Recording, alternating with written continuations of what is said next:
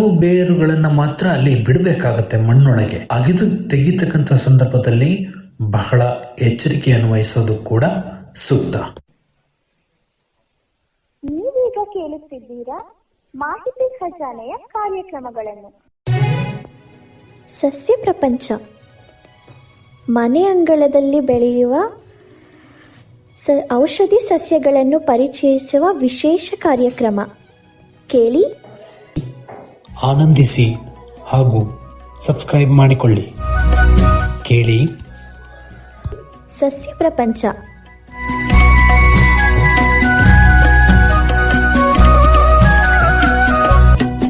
ಈ ವಿಡಿಯೋ ನಿಮಗೇನಾದರೂ ಇಷ್ಟವಾದಲ್ಲಿ ಲೈಕ್, ಶೇರ್, ಕಾಮೆಂಟ್ ಮಾಡಿ ಹಾಗೂ ಇನ್ನೂ ಹೆಚ್ಚು ಉಪಯುಕ್ತ ಮಾಹಿತಿಯನ್ನು ನಮ್ಮ ಯೂಟ್ಯೂಬ್ ವಾಹಿನಿಯಿಂದ ಏನಾದರೂ ನಿರೀಕ್ಷಿಸುತ್ತಿದ್ದೀರಾ? ನಿರೀಕ್ಷಿಸಿದಲ್ಲಿ ಬೆಲ್ ಐಕಾನ್ ಅನ್ನು ಕ್ಲಿಕ್ ಮಾಡುವುದರ ಮೂಲಕ ಸಬ್ಸ್ಕ್ರೈಬ್ ಆಗಿ.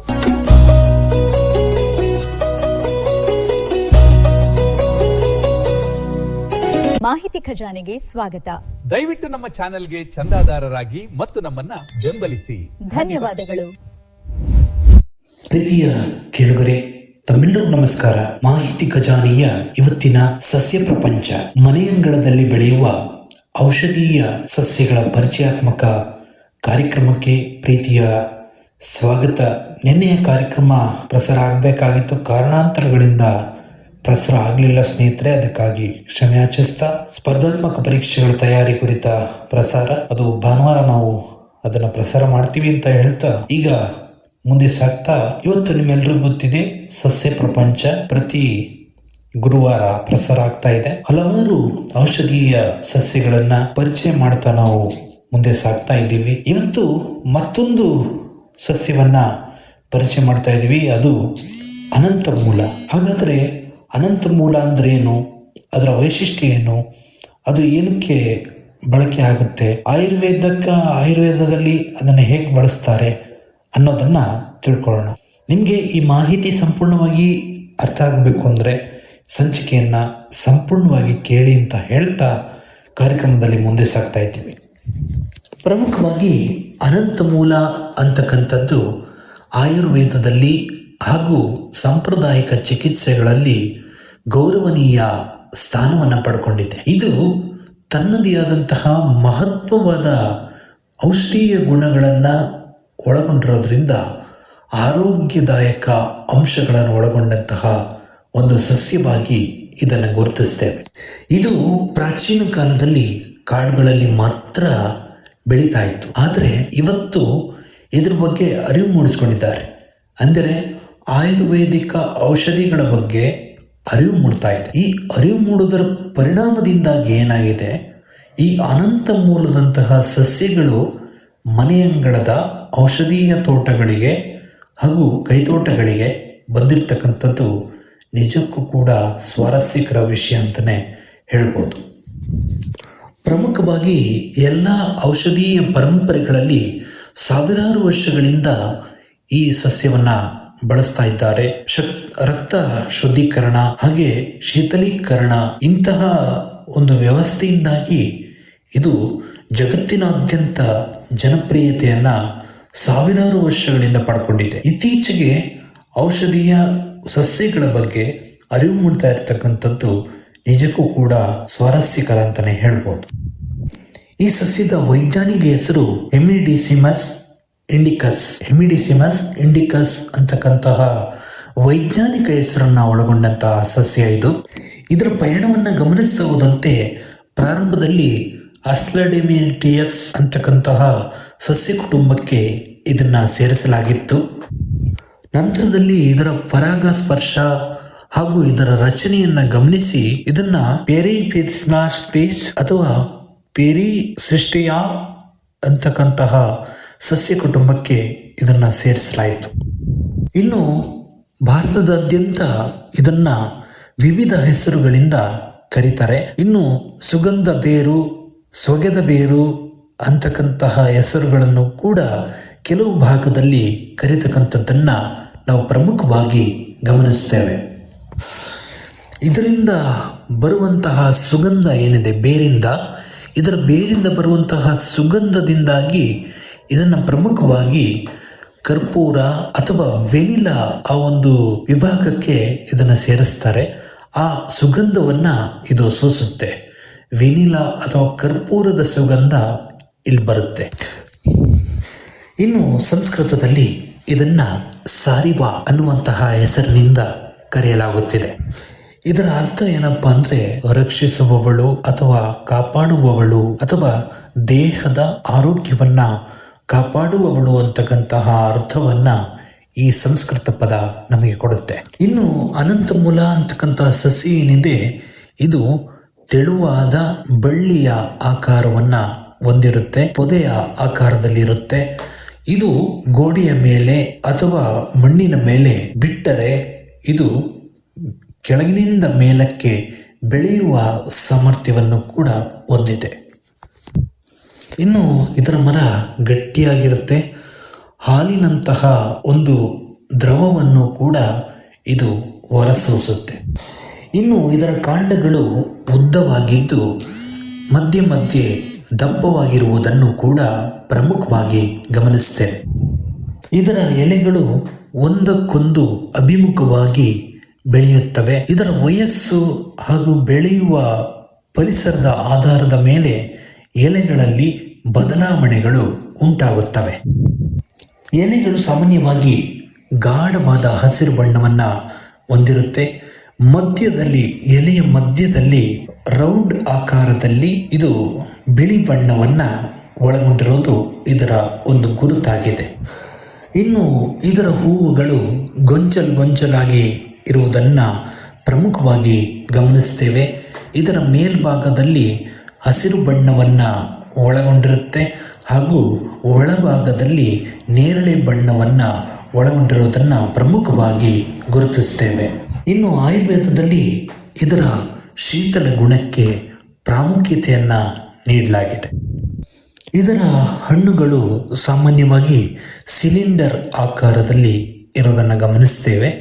ಇದು ಪಕ್ವವಾದಾಗ ಸಿಡಿದು ಇದರೊಳಗಿರತಕ್ಕಂತಹ ಬೀಜಗಳು ಗಾಳಿಯಲ್ಲಿ ಹರಡುವುದನ್ನು ಪ್ರಮುಖವಾಗಿ ಗುರುತಿಸ್ತೇವೆ. ಇನ್ನು ಇದರ ಔಷಧೀಯ ಭಾಗ ಅಂದರೆ ಅದು ಬೇರು ಸಾಮಾನ್ಯವಾಗಿ 30 ಸೆಂಟಿಮೀಟರ್ ಉದ್ದದಷ್ಟು ಬೆಳೆಯುವುದನ್ನು ಪ್ರಮುಖವಾಗಿ ಗಮನಿಸ್ತೇವೆ. ನೋಡಿ, ಆ ಸಸ್ಯ ಹಣ್ಣನ್ನು ಮಾಡುತ್ತೆ. ಹಣ್ಣಾದಾಗ ಆ ಹಣ್ಣು ಸಿಡಿದು ಇಡೀ ಭೂಮಿಯಲ್ಲಿ ಏನಾಗುತ್ತಪ್ಪ ಅಂದ್ರೆ ಆ ಬೀಜ ತನ್ನದೇ ಆದಂತಹ ವಿಶಿಷ್ಟವಾದ ಶೈಲಿಯಲ್ಲಿ ಅದು ಕೂದಲುಗಳ ಆಕಾರದಲ್ಲಿ ಬೀಜಗಳು, ಅದರೊಳಗಡೆ ಇರತಕ್ಕಂತಹ ಬೀಜಗಳು ಗಾಳಿಯಲ್ಲಿ ಹಾರಿ ಇಡೀ ಸಸ್ಯ ಬೆಳೆಯೋದಕ್ಕೆ ಪ್ರಾರಂಭ ಮಾಡುತ್ತೆ. ನಂತರದಲ್ಲಿ ಇದರ ಬೇರು ಅಂತಕ್ಕಂಥದ್ದೇನಿದೆ, ಇದು ಪ್ರಮುಖವಾಗಿ ಔಷಧೀಯ ಗುಣಗಳನ್ನೊಳಗೊಂಡಂತಹ ಒಂದು ವ್ಯವಸ್ಥೆಯಾಗಿ ನಾವು ಗುರುತಿಸ್ತೇವೆ. ಈ ಬೇರುಗಳನ್ನು ಒಡೆದಾಗ ಅದರಲ್ಲಿ ಒಳಗಡೆ ಭಾಗದಲ್ಲಿ ಮೆದುವಾದ ಭಾಗ ಕಂಡುಬರುತ್ತೆ. ಅದನ್ನು ಔಷಧಿಯಾಗಿ ಬಳಸ್ತಕ್ಕಂಥದ್ದನ್ನು ಪ್ರಮುಖವಾಗಿ ಗಮನಿಸ್ತೇವೆ.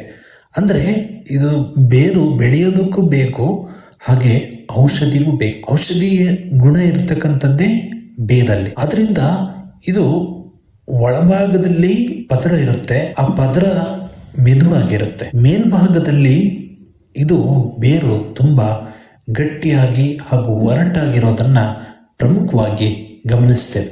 ಇದು ಈ ಬೇರುಗಳು ಏನಿದೆ ವೆನಿಲಾ ಪರಿಮಳವನ್ನು ಸೂಸುತ್ತವೆ. ಇದು ಭಾರತದ ಹೊರವಲಯದಲ್ಲಿ ಜಾಸ್ತಿ ಬೆಳೆಯುತ್ತೆ. ಅಂದರೆ ಇಲ್ಲಿ ಯಾವ ಹವಾಮಾನ ಕೂಡ ಇದಕ್ಕೆ ಒಗ್ಗುತ್ತೆ, ಯಾವುದೇ ತೊಂದರೆಗಳು ತಾಪತ್ರಯಗಳು ಆಗೋದಿಲ್ಲ. ಇನ್ನು ಇದಕ್ಕೆ ಫಲವತ್ತಾದ ಮಣ್ಣು ಅವಶ್ಯಕತೆ ಇದೆ. ಫಲವತ್ತಾದ ಮಣ್ಣು ಜೊತೆಗೆ ಮೆಕ್ಕಲು ಮಣ್ಣು ಇದು ಕೂಡ ಅವಶ್ಯಕವಾಗಿ ಬೇಕಾಗುತ್ತೆ ಬೆಳೆಯೋದಕ್ಕೆ. ಮಣ್ಣಿನ pH ಮಟ್ಟವನ್ನು ಕೂಡ ಇಲ್ಲಿ ಗಮನಿಸ್ಕೋಬೇಕು. ಇದು 7.5ರಿಂದ 8.5ರಷ್ಟು ಇರುವ ಹಾಗೆ ನೋಡ್ಕೋಬೇಕು. ಇನ್ನು ಇದು ಸೂರ್ಯದ ಬೆಳಕನ್ನು ಹೆಚ್ಚು ಇಷ್ಟಪಡುತ್ತೆ. 6 ಗಂಟೆಗಳ ಕಾಲ ನೇರ ಸೂರ್ಯನ ಬೆಳಕನ್ನು ಕೂಡ ಇದು ಇಷ್ಟಪಡುತ್ತೆ. ಅದಷ್ಟೇ ಅಲ್ಲದೆ ಕೈತೋಟಗಳಲ್ಲಿ ಅರೆನೆರಳಿನ ಪ್ರದೇಶಗಳಲ್ಲಿ ಕೂಡ ಇದನ್ನು ಬೆಳಿಬಹುದು. ಇನ್ನು ತಾಪಮಾನ 25 ಸೆಲ್ಸಿಯಸ್ ಆಸುಪಾಸಿನಲ್ಲಿದ್ದರೆ ಇದರ ಜೈವಿಕ ಕಾರ್ಯಗಳು ಸರಾಗವಾಗಿ ನಡೆಯುವುದನ್ನು ಪ್ರಮುಖವಾಗಿ ಗಮನಿಸಿದೆ. ಇನ್ನು ಇದು ಕಾಡಿನಲ್ಲಿ ಹುಟ್ಟಿದರೆ ಇದು ಮರಗಳನ್ನು ಆಧಾರವಾಗಿ ಇಟ್ಕೊಂಡು ಬೆಳೆಯುತ್ತೆ. ಆದರೆ ಕೈತೋಟಗಳಲ್ಲಿ ಬೆಳೆಸ್ತಕ್ಕಂಥವರು ಇದಕ್ಕೆ ಒಂದು ರೀತಿಯ ಆಧಾರ ಸ್ತಂಭವನ್ನು ಕೂಡ ಕೊಡಬೇಕಾಗುತ್ತೆ. ಅಂದರೆ ಇದು ಹಬ್ಬಿ ಬೆಳೆಯುತ್ತೆ, ಅದಕ್ಕೋಸ್ಕರ. ಇನ್ನು ಇದರ ಬೆಳವಣಿಗೆ ಅಂತಕ್ಕಂಥದ್ದೇನಿದೆ, ಇದು ಪರಿಸರದ ದೃಷ್ಟಿಯಿಂದನೂ ಒಳ್ಳೆಯದು, ಆರೋಗ್ಯದ ದೃಷ್ಟಿಯಿಂದನೂ ಒಳ್ಳೆಯದು. ಇದನ್ನು ಬೆಳೀತಕ್ಕಂಥವರು ಅಥವಾ ಪ್ರಸಾರ ಮಾಡ್ತಕ್ಕಂಥವರು ಏನಿದ್ದಾರೆ ಅವರು ಸಾಮಾನ್ಯವಾಗಿ ಬೀಜದ ಮೂಲಕ ಮಾಡ್ತಾರೆ. ಬೀಜದಿಂದ ಇದನ್ನು ಬೆಳೀತಕ್ಕಂಥವರು ಇದು ಸಾಮಾನ್ಯವಾಗಿ 95% ಅಷ್ಟು ಹೆಚ್ಚು ವೇಗವಾಗಿ ಪ್ರಚಾರ ಆಗ್ತಕ್ಕಂಥದ್ದು ಅಥವಾ ಬೆಳೀತಕ್ಕಂಥದ್ದನ್ನು ಪ್ರಮುಖವಾಗಿ ಗಮನಿಸ್ತೇವೆ. ಇದು ಆದಷ್ಟು ಬೇಗ ಮೊಳಕೆ ಹೊಡೆಯುವುದನ್ನು ಕೂಡ ಇಲ್ಲಿ ಗಮನಿಸ್ತೇವೆ. ಇನ್ನು ಬೀಜಗಳಿಂದ ಬೆಳೀತಕ್ಕಂಥವರು ಇದರ ಸಂರಕ್ಷಣೆ ಸ್ವಲ್ಪ ಕಷ್ಟ ಆಗುತ್ತೆ. ಅದರಿಂದ ಕಾಂಡಗಳನ್ನು ಕೂಡ ಬಳಸಿಕೊಂಡು ಬೆಳಿಬಹುದು. ಕಾಂಡಗಳನ್ನ ಬಳಸ್ತಕ್ಕಂಥವರು 1 ವರ್ಷಕ್ಕೂ ಹಳೆಯ ಕಾಂಡಗಳನ್ನು ಬಳಸಿಕೊಂಡು ಹೊಸ ಸಸ್ಯವನ್ನು ಸೃಷ್ಟಿಸಲು ಸಾಧ್ಯವಾಗುತ್ತದೆ. ಇನ್ನು ಇವುಗಳನ್ನ ಮನೆಯಲ್ಲಿ ನೆಡ್ತಕ್ಕಂಥವರು ಜುಲೈ ತಿಂಗಳಲ್ಲಿ ನೆಡಬೇಕಾಗುತ್ತೆ. ಜೂನ್ ಅಥವಾ ಜುಲೈ ತಿಂಗಳ ನಡುವೆ ಇದನ್ನು ನೆಡಬೇಕಾಗುತ್ತೆ. ನೆಡ್ತಕ್ಕಂಥ ಸಂದರ್ಭದಲ್ಲಿ ಆರಂಭದಲ್ಲಿ ಇದನ್ನು ಪ್ಲಾಸ್ಟಿಕ್ ಚೀಲಗಳಲ್ಲಿ ಹಾಕೋದ್ರ ಮೂಲಕ ಇದನ್ನು ಬೆಳೆಸಬೇಕಾಗುತ್ತೆ. ಸುಮಾರು 45 ದಿನಗಳ ಕಾಲ ಇದನ್ನು ಪೋಷಣೆ ಮಾಡಬೇಕಾಗುತ್ತೆ. ಆನಂತರ ಬೇರುಗಳು ಬಿಡುತ್ತೆ. ಆ ಬೇರು ಬಿಟ್ಟ ತಕ್ಷಣ ಅದನ್ನು ನಾವು ನೆಡಬೇಕಾಗುತ್ತೆ. ಇನ್ನು 30 ಪ್ರಮಾಣದಲ್ಲಿ ಗುಂಡಿಯನ್ನು ತೆಗಿಬೇಕಾಗುತ್ತೆ. ಅದಕ್ಕೆ ಕೊಟ್ಟಿಗೆ ಗೊಬ್ಬರವನ್ನು ತುಂಬುವುದರ ಮೂಲಕ ಇದನ್ನು ನೆಡಬಹುದು. ಇನ್ನು ಇದಕ್ಕೆ ನೀರಿನ ಅವಶ್ಯಕತೆ ಏನು ಇರೋದಿಲ್ಲ. ಮಳೆಯ ಆಧಾರದ ಮೇಲೆ ಇದು ಬೆಳೀತದೆ. ಅದೇನು ತೊಂದರೆ ಇಲ್ಲ, ಜಾಸ್ತಿ ನೀರು ಇದೇನು ಕೇಳೋದಿಲ್ಲ. ಇನ್ನು ಬೇಸಿಗೆಗಾಲದಲ್ಲಿ ಬಿಸಿಲನ್ನು ನೋಡಿಕೊಂಡು ನೀವು ನೀರನ್ನು ಹಾಕ್ಬೋದು. ಆ ನೀರು ಹಾಕ್ತಕ್ಕಂಥ ಸಂದರ್ಭದಲ್ಲಿ ಮಣ್ಣಿನಲ್ಲಿ ನೀರು ನಿಲ್ಲದೇ ಇರುವ ಹಾಗೆ ನೋಡ್ಕೋಬೇಕು. ಒಂದು ವೇಳೆ ನೀರು ನಿಂತರೆ ಅದು ಬೇರು ಕೊಳೆಯುವ ಸಾಧ್ಯತೆ ಹೆಚ್ಚಾಗಿರುತ್ತವೆ. ಇನ್ನು ಈ ಸಸ್ಯವನ್ನು ಬೆಳೀತಕ್ಕಂಥವರು ಯಾವುದೇ ರಾಸಾಯನಿಕ ಗೊಬ್ಬರವನ್ನು ಬಳಸಬಾರ್ದು. ಸಾವಯವ ಗೊಬ್ಬರವನ್ನು ಬಳಸಿಕೊಂಡು ಇದನ್ನು ಬೆಳಿಬೋದು.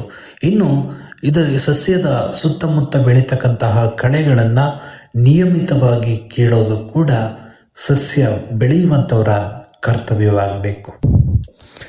ಇನ್ನು ಇದನ್ನು ಒಮ್ಮೆ ನೆಟ್ಟರೆ ಸುಮಾರು 2.5 ವರ್ಷಗಳ ಕಾಲ ಬೇಕಾಗುತ್ತೆ. ಅಂದರೆ ಔಷಧೀಯ ಗುಣ ಹೊಂದೋದಕ್ಕೆ ಇದನ್ನು ಡಿಸೆಂಬರ್ ಅಥವಾ ಜನವರಿ ತಿಂಗಳಲ್ಲಿ ಅಗೆದು ತೆಗಿಬೇಕು ಬೇರನ್ನು. ಅಲ್ಲಿವರೆಗೂ ತೆಗೆಯೋಕ್ಕಾಗಲ್ಲ. ನೋಡಿ, ಗಮನಿಸ್ಕೊಳ್ಳಿ, ಇದು ಬಹಳ ಬೇಡಿಕೆಯಲ್ಲಿರ್ತಕ್ಕಂಥ ಸಸ್ಯ. ಇದು ಬಹಳ ಮಾರುಕಟ್ಟೆಯಲ್ಲೂ ಕೂಡ ಸಾಕಷ್ಟು ಬೇಡಿಕೆಯಲ್ಲಿರ್ತಕ್ಕಂಥ ಸಸ್ಯ. ಹಾಗೆ ಇದನ್ನು ಬೆಳೆದ್ರೆ ಒಳ್ಳೆ ಆದಾಯ ಕೂಡ ಸಿಗುತ್ತೆ. ಆದರೆ 2.5 ವರ್ಷಗಳ ಕಾಲ ಕಾಯಬೇಕಾಗುತ್ತೆ. 2.5 ವರ್ಷಗಳ ಕಾಲ ಅದು ಬೆಳೆಯೋದಕ್ಕೆ ಬಿಡಬೇಕಾಗುತ್ತೆ ನಾವು. ಇನ್ನು ಡಿಸೆಂಬರ್ ಮತ್ತು ಜನವರಿ ತಿಂಗಳಲ್ಲಿ ಯಾಕೆ ತೆಗಿತಾರೆ ಅಂದರೆ ಅದು ವಿಶ್ರಾಂತ ಸ್ಥಿತಿಯಲ್ಲಿರುತ್ತೆ. ಆಗ ಔಷಧೀಯ ಘಟಕ ಹೆಚ್ಚಾಗಿರುತ್ತೆ. ಇನ್ನು ಕೆಲವು ಬೇರುಗಳನ್ನು ಮಾತ್ರ ಅಲ್ಲಿ ಬಿಡಬೇಕಾಗತ್ತೆ ಮಣ್ಣೊಳಗೆ. ಅಗಿದು ತೆಗಿತಕ್ಕಂಥ ಸಂದರ್ಭದಲ್ಲಿ ಬಹಳ ಎಚ್ಚರಿಕೆಯನ್ನು ವಹಿಸೋದು ಕೂಡ ಸೂಕ್ತ. ಇನ್ನು ಬೇರುಗಳನ್ನು ತೆಗೆದ ತಕ್ಷಣ ಚೆನ್ನಾಗಿ ಅದನ್ನು ನೀರಲ್ಲಿ ತೊಳಿಬೇಕು. ಹಾಗೆ ಮಣ್ಣನ್ನು ತೆಗಿಬೇಕು. ನಂತರದಲ್ಲಿ ಸಣ್ಣ ಸಣ್ಣ ತುಂಡುಗಳನ್ನಾಗಿ ಕತ್ತರಿಸಿ ಬಿಸಿಲಿನಲ್ಲಿ ಅಲ್ಲ, ನೆರಳಿನಲ್ಲಿ ಒಣಗಿಸಬೇಕು. ಇನ್ನು ನೇರ ಸೂರ್ಯನ ಬೆಳಕಲ್ಲಿ ಇದನ್ನು ಒಣಗಿಸೋಕೆ ಹೋಗಬಾರ್ದು. ಇದರ ಸುಗಂಧಭರಿತ ತೈಲಗಳು ಆವಿಯಾಗುವ ಸಾಧ್ಯತೆ ಇರುತ್ತವೆ. ಇನ್ನು ಇದನ್ನು ಡಬ್ಬಗಳಲ್ಲಿ ಸಂಗ್ರಹಿಸಿ ಇಡಬೇಕು. ನೆರಳಲ್ಲಿ ಒಣಗಿದ ತಕ್ಷಣ ಇದನ್ನು ಡಬ್ಬಗಳಲ್ಲಿ ಸಂಗ್ರಹಿಸಿ ಇಡಬಹುದು.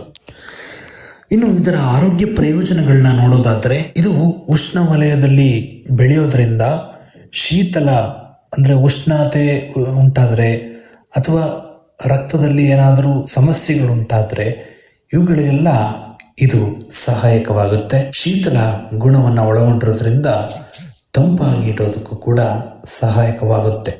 ಇನ್ನು ಇದರ ಮತ್ತೊಂದು ಗುಣ ಏನಪ್ಪ ಅಂದರೆ ವಾತ, ಪಿತ್ತ, ಕಫ ಇವೆಲ್ಲನೂ ಸಮತೋಲನವಾಗಿ ಇಡೋದಕ್ಕೂ ಕೂಡ ಇದು ಸಹಾಯಕವಾಗುತ್ತೆ.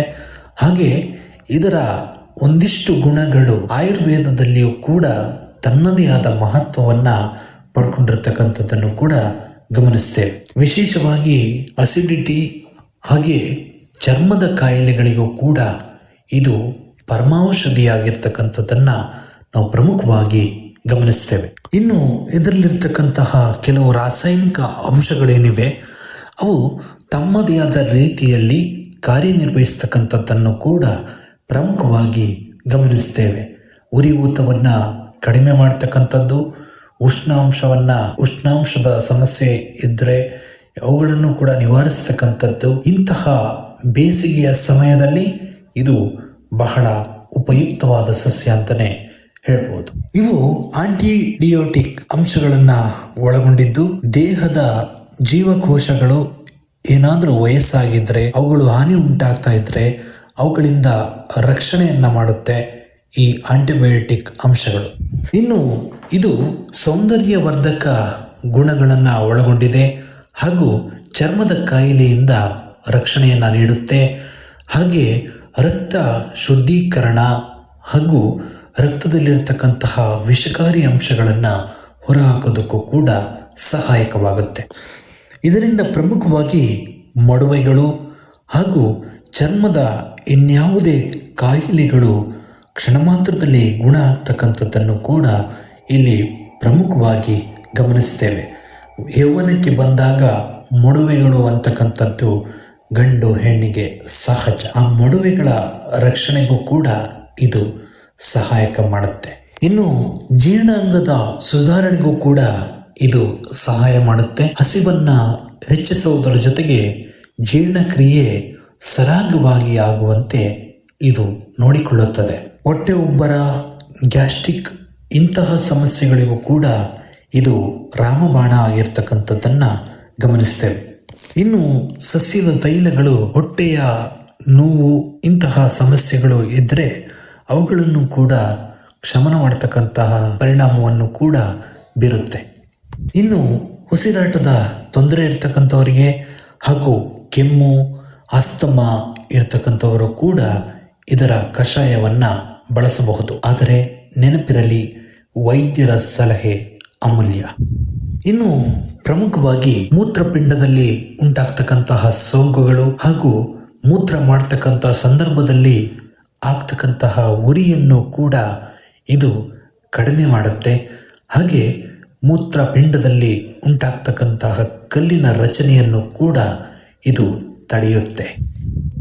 ಇನ್ನು ಪುರುಷರಲ್ಲಿ ವೀರ್ಯದ ಸಮಸ್ಯೆಯನ್ನು ಹೋಗಲಾಡಿಸಲು ಹಾಗೂ ಮಹಿಳೆಯರಲ್ಲಿ ಮುಟ್ಟಿನ ಸಮಸ್ಯೆಗಳನ್ನು ಹೋಗಲಾಡಿಸಲು ಕೂಡ ಇದನ್ನು ಬಳಸ್ತಾರೆ. ಯಾರು ಕೂಡ ಅನ್ಯತಾ ಭಾವಿಸಬಾರದು ಅಂತಕ್ಕಂಥದ್ದು ನನ್ನ ಕೋರಿಕೆ. ಇದಿಷ್ಟೇ ಅಲ್ಲದೆ ಯಕೃತ್ತನ್ನು ಕೂಡ ರಕ್ಷಣೆ ಮಾಡುತ್ತೆ. ಯಕೃತ್ತಿನ ಗುಣಮಟ್ಟವನ್ನು ವಿಷಕಾರಿ ಅಂಶಗಳಿಂದ ರಕ್ಷಣೆ ಮಾಡೋದಕ್ಕೂ ಕೂಡ ಇದು ಸಹಾಯಕವಾಗುತ್ತೆ. ರಕ್ತದೊತ್ತಡಂತಹ ಸಮಸ್ಯೆಗಳನ್ನು ಹೋಗಲಾಡಿಸಿ ಹೃದಯವನ್ನು ಸಮತೋಲನವಾಗಿಡೋದಕ್ಕೂ ಕೂಡ ಇದು ಸಹಾಯ ಮಾಡುತ್ತೆ. ಹಾಗೆ ಕಾಮಾಲೆಯಂತಹ ರೋಗಗಳಿಗೂ ಕೂಡ ಇದು ರಾಮಬಾಣವಾಗಿ ಕಾರ್ಯನಿರ್ವಹಿಸುತ್ತದೆ. ಇನ್ನು ಇದನ್ನು ಬೇಸಿಗೆಗಾಲದಲ್ಲಿ ಇದರ ಒಣಗಿಸಿದ ಪುಡಿಯನ್ನು ಜಜ್ಜಿ ಶರಬತ್ತು ಮಾಡ್ತಕ್ಕಂಥದ್ದನ್ನು ಕೂಡ ಪ್ರಮುಖವಾಗಿ ಗಮನಿಸ್ತೇವೆ. ಇನ್ನು ಗಂಟಲು ನೋವು ಅಥವಾ ಬಾಯಿ ಹುಣ್ಣು ಇರ್ತಕ್ಕಂಥವರು ಇದರ ಬೇರನ್ನು ಜಗಿದು ಅದರ ನೀರನ್ನು ಕುಡಿಯೋದರಿಂದ ಅಥವಾ ಅದರ ನೀರಿನಿಂದ ಬಾಯಿ ಮುಕ್ಕಳಿಸುವುದರಿಂದ ಇದರ ಪ್ರಯೋಜನವನ್ನು ನೀವು ಪಡ್ಕೋಬಹುದು. ಇನ್ನು ಕೀಲು ನೋವು ಇರತಕ್ಕಂಥವರು ಕೂಡ ಇದರ ಪೇಸ್ಟ್ ತಯಾರಿಸಿಕೊಂಡು ಅದನ್ನು ಲೇಪನ ಮಾಡೋದರ ಮೂಲಕ ಊತ ಮತ್ತು ಕೀಲು ನೋವನ್ನು ಕೂಡ ಕಡಿಮೆ ಮಾಡ್ಕೋಬಹುದು. ಇನ್ನು ಯಾವುದೇ ಸಸ್ಯದ ಔಷಧಿಗಳನ್ನು ಬಳಸೋಂಥ ಸಂದರ್ಭದಲ್ಲಿಯೂ ಕೂಡ ಮುನ್ನೆಚ್ಚರಿಕೆ ಕ್ರಮಗಳು ಅಂತಕ್ಕಂಥದ್ದು ಬಹಳ ಮುಖ್ಯ. ಇದನ್ನು ಅತಿಯಾಗಿ ಸೇವನೆ ಮಾಡೋದರಿಂದ ಅಸ್ತಮದಂತಹ ಲಕ್ಷಣಗಳು ಹೆಚ್ಚಾಗ್ತಕ್ಕಂತಹ ಸಾಧ್ಯತೆ ಇರುತ್ತೆ. ಹಾಗೆ ವಾಕರಿಕೆ, ಇಂತಹ ಹೊಟ್ಟೆಯ ಕಿರಿಕಿರಿ, ಇಂತಹ ಸಮಸ್ಯೆಗಳು ಹೆಚ್ಚಾಗಬಹುದು. ಇನ್ನು ತೀವ್ರವಾದ ಹೃದಯ ಕಾಯಿಲೆಗಳು ಹಾಗೆ ಕಿಡ್ನಿ ಸಮಸ್ಯೆಗಳು ಇರ್ತಕ್ಕಂಥವರು ಇದನ್ನು ತಪ್ಪಿಸಬೇಕು. ಯಾವುದೇ ಕಾರಣಕ್ಕೂ ವೈದ್ಯರ ಸಲಹೆ ಇಲ್ಲದೆ ಸೇವನೆ ಮಾಡಬಾರ್ದು. ಇನ್ನು ಗರ್ಭಿಣಿಯರು, ಹಾಲುಣಿಸುವ ತಾಯಂದಿರು ಇದರ ಬಗ್ಗೆ ಹೆಚ್ಚು ಪುರಾವೆಗಳು ಅಥವಾ ವೈಜ್ಞಾನಿಕ ಸಂಶೋಧನೆಗಳು ಇನ್ನೂ ನಡೆದಿಲ್ಲ. ಹಾಗಾಗಿ ಇದನ್ನು ಗರ್ಭಿಣಿಯರು ಮತ್ತು ಬಾಣಂತಿಯರು, ಮಗುವಿಗೆ ಹಾಲುಣಿಸ್ತಕ್ಕಂಥ ತಾಯಂದಿರು ಇದನ್ನು ಬಳಸದೇ ಇರೋದು ಸೂಕ್ತ. ಇನ್ನು ಕೊನೆಯದಾಗಿ ಹೇಳೋದಾದರೆ ಈ ಅನಂತ ಮೂಲ ಅಂತಕ್ಕಂಥದ್ದು ಅನಂತ ಕಾಲದಿಂದಲೂ ಕೂಡ ಬಳಕೆಯಲ್ಲಿದೆ. ಇನ್ನು ಆಧುನಿಕವಾಗಿ ಸಂಶೋಧನೆಗಳು ನಡೀತಾ ಇವೆ.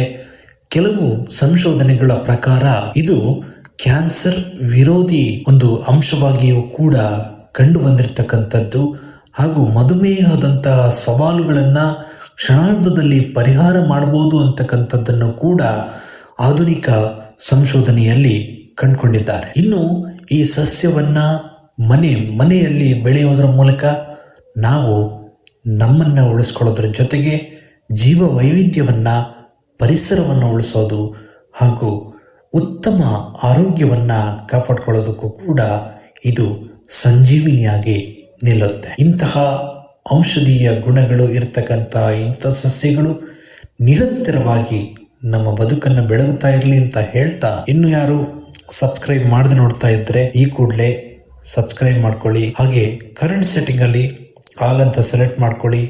ಹಾಗೆ ನಿಮ್ಮ ಅಮೂಲ್ಯ ಸಲಹೆಗಳನ್ನು ಕಮೆಂಟ್ ಮುಖಾಂತರ ತಿಳಿಸಿ ಅಂತ ಹೇಳ್ತಾ, ಮತ್ತೆ ಮುಂದಿನ ಕಾರ್ಯಕ್ರಮದಲ್ಲಿ ಮತ್ತಷ್ಟು ವಿಶೇಷತೆಯೊಂದಿಗೆ ಭೇಟಿಯಾಗೋಣ. ಜೈ ಹಿಂದ್.